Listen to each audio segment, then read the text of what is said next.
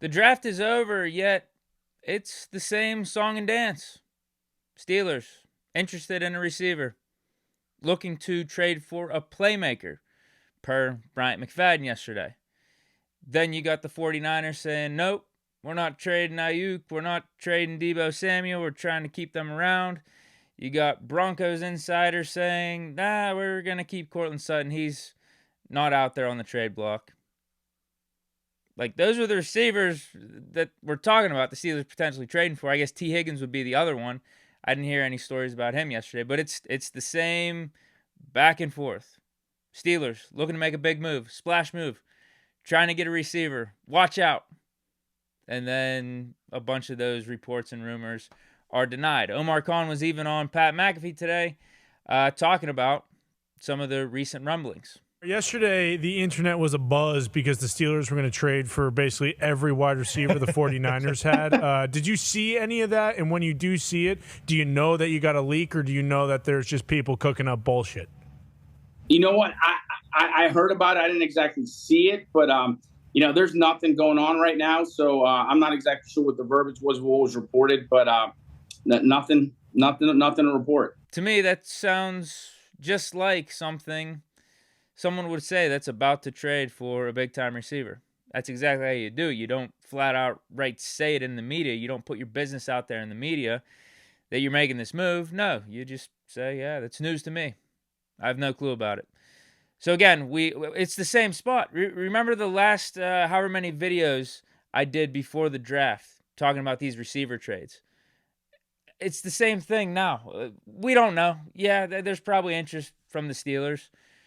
Is there interest from other teams to trade their guys in-house, like a Cortland Sutton, a Brandon Aiyuk, Deebo Samuel? Probably, but to what degree? And that's what trades and negotiations are all about. Where can you find the middle ground? Where can you make it so the deal makes sense for both sides? Is something going to happen? I don't know. There probably are talks happening, though. Brian McFadden, he probably knows something.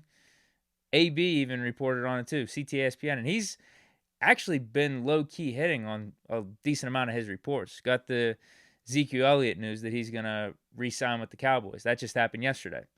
AB reported it like last week. So he's, you know what? AB, he's been hitting on some of the stuff. It's to the point where you actually got to take some of his reports somewhat seriously, at least being worth a conversation now. Like, he's missed on a decent amount, but he got those jersey leaks. He got the Russ news, got the Stephon Diggs trade to the Texans, even the Herbert reports where he said, yeah, teams are talking about Herbert. Like, wouldn't be surprised if a trade happens.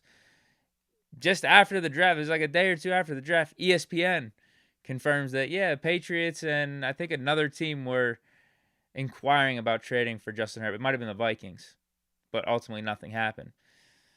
So, yeah, you got an AB report out there. You got Brian McFadden saying the Steelers are trying to trade for a playmaker. We'll see, man. We'll see. There's no doubt that we need to bring in another receiver, and that's actually what we're going to be talking about here right now. I got 3 moves. 1, 2, 3 moves. Maybe 4. There might be a bonus move. What are the 3 or 4 moves the Steelers need to make for the rest of this offseason to get ready for week 1 of 2024 to get this roster all set up and ready to go? First, and this goes hand in hand with what I was just talking about, we need to get an outside receiver. Not only either sign or trade for a receiver outside the organization, but a receiver that could play on the outside. I love the Roman Wilson draft pick. All of us do. But he's more of a slot receiver. Can he play outside? Yeah. And I think he could probably develop into a decent outside, versatile, inside and out receiver that could play both outside and slot. But for year 1, maybe we don't want to put too much on his plate. We'll have him be our primary slot guy. Who can we get matching up or being a duo with Pickens on that outside? And there's names out there. If we don't want to go the trade route, obviously Aiyuk, Higgins, Cortland Sutton, those are the names that are being thrown out there, and all of them make sense. Do you want to pay the higher premium to get a Higgins or Aiyuk in here, or do you want to pay the more or go the more affordable route and trade for a Cortland Sutton, and he's got that familiarity with Russell Wilson. And I think it's just a damn good option. I stand by Cortland Sutton probably being the wisest move of all the trade candidates out there. Higgins, Aiyuk, Deebo Samuel, and Cortland Sutton. It's probably Sutton. You give up a late round pick in 2025, and you're not having to pay him as much as Higgins or Aiyuk. But you might get close to 80 to 85% of the production that Higgins or Aiyuk's going to give you. But it's only going to cost you a fraction of what it would be to get a Higgins or Aiyuk. I think that's the one that makes the most sense. But if we don't go the trade route, if we don't want to give up any assets, we don't want to give up any draft picks, why not just sign a free agent? There's a couple names. Now, Gallup just got signed. I think he was someone that was linked to us. But the one that sticks out to me, I think makes the most sense, is DJ Chark. Dude is 6'4", ran a 4.3 something 40 back in the day whenever he was coming into the league. So he's fast, tall and fast, plays outside, and is a former Pro Bowler.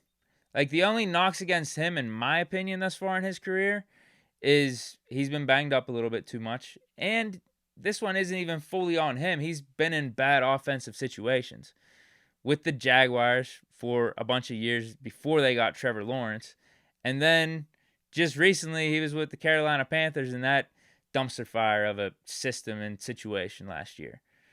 The only really good offense I'd say he was a part of was Detroit 2 years ago. But he was banged up a little bit that season.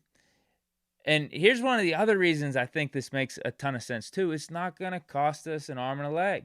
He signed with the Panthers last year. After coming off of a decent year in Detroit, where he was like a valuable asset for them, he only signed for 1 year, $5 million in Carolina. So you think that number is going to be that much higher? I don't think, but he has upside still. He's still in the prime of his career. I think he's a good receiver. It would almost be like us trading for Cortland Sutton. I think he's more in that realm than, T. Higgins, Aiyuk, or even just being like, top 20, top 15 receiver at this point. He used to be back in the day. I think he used to be in those conversations. But at this point, just the production overall hasn't been there with Chark. Again, injuries play a part of that, and also shitty offensive situations. But I still think he's got the talent. He's only 28 years old, so he's not over the hill. I think you still have him for, a good portion of his prime. I think it makes a ton of sense. I'd go DJ Chark. Of all the free agent receivers that are out there, if we're going to sign one, I think he would fit with what we're looking to do the most. And then you got, as my next thing to do on the offseason to-do list after the draft, sign a depth edge rusher. Bud Dupri. That's the easiest answer here. He was interested in coming here last year. It was between us and the Falcons. I think the Falcons offered him more. Ended up getting like $5 million for them. I don't think we were offering him anything close to that. I think we were probably offering him like 2 or 3 for 1 year. So he goes to the Falcons. That's also where he grew up too. That's his hometown. But now he's available again. He had a decent year with the Falcons, 5 sacks. So you bring him in. We're not asking him to be the Bud Dupri of old. No, we got TJ Watt and Alex Highsmith. We even got Nick Herbig back there, who's our third edge rusher right now. Bud Dupri is the 4th guy as the Marcus Golden replacement. That's an easy no-brainer for me. Familiar with the Steelers. Obviously still likes it here. Was open to coming back last season. Knows what it is. Knows the role that he'll be playing. Can provide some veteran leadership on that defense. Now, I do like that pickup of Jacoby Wimmer, that undrafted free agent. But if you had to place money on who would be more productive or who would be better in the room this year, Bud Dupri or undrafted rookie free agent Jacoby Wimmer, I'm going with Bud Dupri. Or even like a Marcus Golden if you wanted to re-sign him. Like, those are legitimate options. And affordable options and options that, again, just flat out right make sense. So the second thing is sign a depth edge rusher, and Bud Dupri would be the easy pick for me. Now, third thing on the Steelers' offseason to-do list, I'm going with sign a cornerback. I think most of us agree on this. They didn't really address that in the draft like we thought they would, but I also have no problem with it either. We didn't take a cornerback, and he might not even end up being a cornerback, and Ryan Watts until the 6th round, literally our last pick in the draft. But with who was available and what our other needs were, I'm good with it because there's also some really solid cornerback free agents that are out there. But we got to sign a dude. We got to bring another dude in-house. The question is, how do we go about this, though? Because we have, if you look at it right now, JPJ and Dante Jackson on the outside, and potentially Corey Trice on the outside, earning snaps as the season goes on, if he is who I think the Steelers think he is. Like he might actually get some PT this year. Those are all outside guys. Darius Rush, I guess you could bump him on the inside, but I don't know how much faith you should be having in Darius Rush right now going into year 2, given that he was like a practice squad guy for us, and this is already his 3rd stop in the NFL. He was with the Colts. I think they cut him. The Chiefs cut him, and now he's here. And then you have Ryan Watts, who is projecting to be a safety. So we need a corner, but as I just go over like each guy that we already have in house and what they're going to be providing for us, it seems like we need a specific slot guy. Now, you probably could sign an outside dude and have them play the slot on occasion and just be versatile with it. Maybe you bump Dante Jackson on the inside. You bring up DeMonte Casey. Like, there's ways to go about it. So if you wanted a bigger name, a more traditional outside cornerback, you got Stephon Gilmore. You got Adoree Jackson. Xavier Howard's out there. Akello Witherspoon, I wouldn't be opposed to. He had a pretty decent year with the Rams. You could have a reunion there. I was talking about bringing back Bud Dupri. Why not an Akello Witherspoon? I would say Steven Nelson, but we know that's not happening. I think us and Akello Witherspoon left on better terms than us and Steven Nelson. So, yeah, there's the big names. There's the talented guys. There's the Hall of Fame type of dude, and Stephon Gilmore, the Pro Bowl, all-pro type out there, and Xavier Howard. I think Adoree Jackson, didn't he make a Pro Bowl or something? And he's still relatively young. So there's some guys out there. You're going to probably have to pay a little bit more for them as opposed to slot corner niche, like specialty guy. Chandon Sullivan would be a name that comes to mind. We had him on the team last year. He didn't do bad for us, but you could probably sign him for like 1 year, $1.5 million, something like a vet minimum, essentially. Elijah Riley, same thing with him. Cam Sutton is also available, and there's reports that Tomlin and Kahn recently met with Sutton. I don't know if that was, just to talk or if that was more about potential football interest and, playing for the Steelers in 2024. Either way, we're obviously going to have to see how the legal situation plays out with Cam Sutton and if he gets cleared legally and, go through the whole due process before I think a contract or any of that type of talk is entertained. But if you want to talk strictly on the field with Cam Sutton, like you could see why it would make sense because he played slot corner for us and is a very, very versatile piece. But again, we got to see how everything plays out with him from a legal standpoint. But signing a corner, just in general, I think that is on the Steelers' offseason to-do list. I don't think we got to trade for a guy. The trade aspect of some of this to-do list seems more pointed to a receiver. Yeah, corner, like you could get one of these guys, Xavier Howard, Stephon Gilmore. If I had to pick a dude, I think it'd be Xavier Howard. I would just get a guy in here with talent and figure out the configurations of outside slot corner afterwards. Bring in a Xavier Howard, maybe even bring in a Stephon Gilmore, figure out all that stuff afterwards. I think that would be the best option for the Steelers as we sit here right now. And then the fourth thing on the to-do list, again, this is the bonus.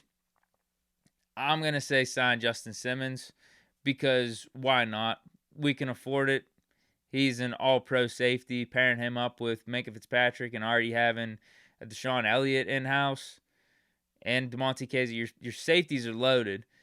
But, man, you're just improving your defense that much more. Like, you're stacking the defense, man. Like, there's no reason if you add a Justin Simmons. I think there's no reason right now why this Steelers defense can't be at least top 5, top 10. But you bring in a Justin Simmons on top of hopefully signing a cornerback here, bringing in a Bud Dupri.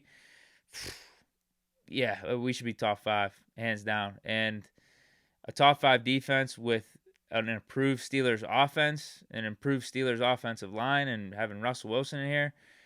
Bro, watch out, man. I think they're really disrespecting us with these over-under win totals. At 8.5, certain ones got us at 7.5, but obviously you're not going to get good odds on that. It's going to be like minus 171, minus 180. I think the even line, the minus 110, the minus 105, or the even lines around 8.5. I think that's disrespectful, but 7.5's even more disrespectful. Man, we got 10 wins last year with, you guys know how the season played out. I mean, you saw how all the ups and the downs, and having Kenny play a little bit inconsistent. We had Matt Canada in there, coordinator, defense, injuries, up and down, like all that stuff. All that stuff. We still got 10 wins. You mean to tell me they got the over-under at 8.5? All right, whatever. I think they had the over-under at 8.5 last year too. So, yeah, I guess Vegas, these odds makers aren't going to learn from their mistakes here, and just seeing that Tomlin, or just knowing that Tomlin, it's literally impossible for him to get less than 9 wins. It's impossible right now. The man doesn't get worse than 5. I guess technically he could go 8-1. There could be a tie scenario, but the dude doesn't have a losing season. And with 17 games, ties aren't that common. Yeah, it's very, very likely he's going to go at least 9-8. At least 9-8. That's the floor. But even with all the shit that happened last year, we went 10-7, and I think we've improved this roster a pretty damn good amount. And there's even additional moves we can make. We have cap space. There's definite fits out there in free agency. So, yeah, that's my Steelers offseason to-do list post-draft. Let me know your thoughts. Who would you want to sign in terms of receiver? Because I think we're all on the same page, right? For the certain positions that we need. We need to grab another receiver, grab another cornerback. We need a 4th edge rusher. And, hell, if we just want to say, screw it, let's sign Justin Simmons. Try to get him on something for under $10 million, 1 year, under $10 million. And even if you do that, that wouldn't take you away from signing a receiver, signing the corner, signing all the other needs that I just talked about. Like, you could actually do all 4. You could easily do all 4. We have the cap space, and we got Omar Khan as our GM. Yeah, we could figure this out. But again, let me know your thoughts. Who would you want to sign? Receiver, corner, edge rush depth. And yeah, would you want Justin Simmons, even if it would be a little bit overkill at the safety position? Stay chilling. Hope you guys enjoyed. Peace.